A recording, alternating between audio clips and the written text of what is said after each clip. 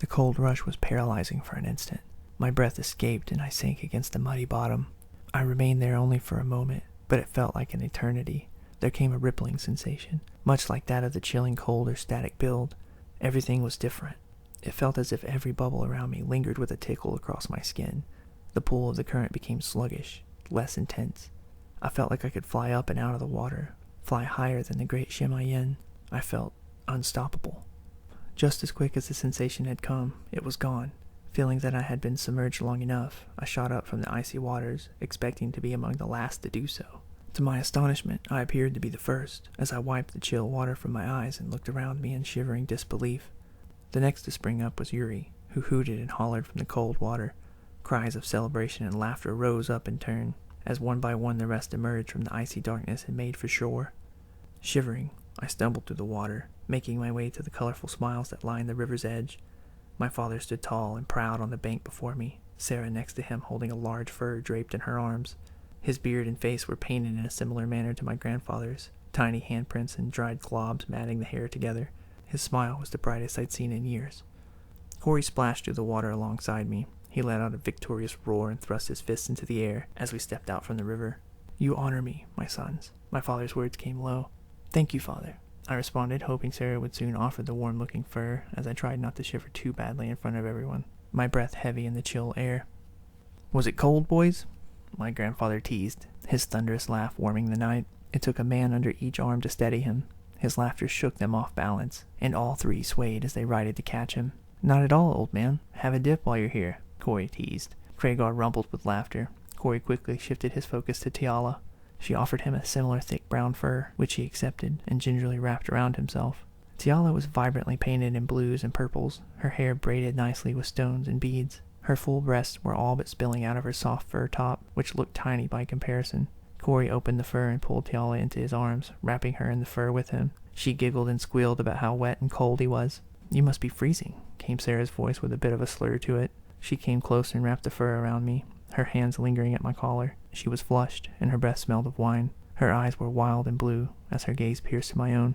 "Careful, lad. Looks like someone means to make a man of you tonight." My grandfather rocked with laughter, stumbling as his two escorts struggled to keep him standing.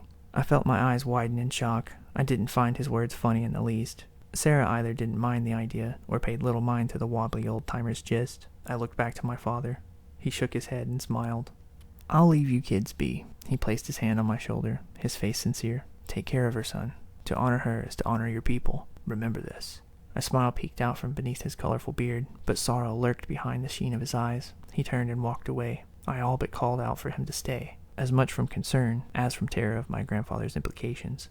"Come on," Sarah said, grabbing tight to my hand and pulling me toward the tall grass to the west. "Oi, don't get so wrapped up that you forget, lover boy," came Pole's voice. "Same place, yeah?" Cass backed him, arms crossed. Yeah, I replied, as I was all but dragged away from the crowd and into the grass. We rushed through the tall grass, the smooth leafy blades cool to the touch as we brushed past. Wrapped in the thick fur, I no longer felt cold, nor afraid in the blue and silver shades of night. The moon shone high above, bright and full through the tops of the green tendrils reaching toward the sky as if in praise of her majesty. I breathed deep of the night. The power of it kindled a flame within me. Sarah looked back as we breached into a clearing, a smile on her lips as she asked, "You up for it?" We had emerged in a familiar clearing. Sarah and I had come here to spar on occasion over the last few years. I had never seen the place by night, though with the bright moon overhead it was a little different. While the scenery may not have been much different, the atmosphere had certainly changed on this occasion. She had never looked so delicate, far from the usual wiry, angry-faced combatant. On this night, she was dressed and painted like a young maiden of the Divide, hair still neatly back. Usually we were both a mess, even more so by the time we were finished flipping around in the dirt and grass. "Not really," I answered honestly after a lengthy pause. I wasn't in the mood for a fight, nor anything else that might have been on the agenda. "Why not?" she asked, delivering a playful shove that was a bit harder than perhaps she meant. "It's late," I said, knowing it wasn't much of an excuse on the night of the festival. "I see." She swayed a bit as she laughed. "It's probably best we not, just in case. Wouldn't want word getting out you got beat down by a girl right after your manly ceremony."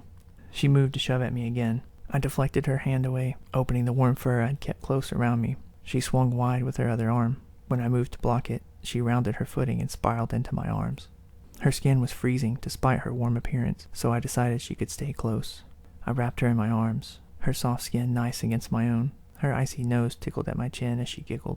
The smell of wine was fragrant. Thanks for sharing, neighbor. She wrapped her arms about me beneath the fur. You're warm. You should have brought another for you, I suggested like an idiot, my tone cold like the water that beaded from my hair. Her eyes closed as she rested her face against my chest. I like this better, but I'll keep that in mind. Jerk. She bit me.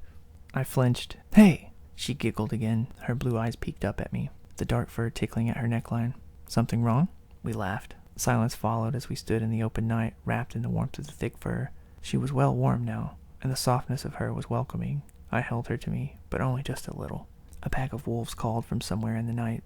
So, you're likely planning to set off on some crazy adventure, like my old man did, right? She asked suddenly, as if she could see my thoughts clearly. Yes, I responded. And why is that exactly? She asked, running her fingers lightly along the skin of my back. The tingle of her touch brought chills. I want to know what's out there, to see what lies beyond what is known, to brave the world and return with great stories to honor the house of my fathers, I confided.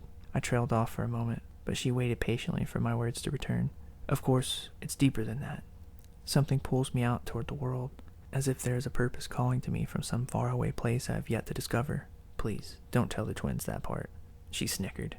I'm at a loss to explain. Maybe I'll find something extraordinary, or perhaps nothing at all. I don't know, which is why I have to go, I concluded.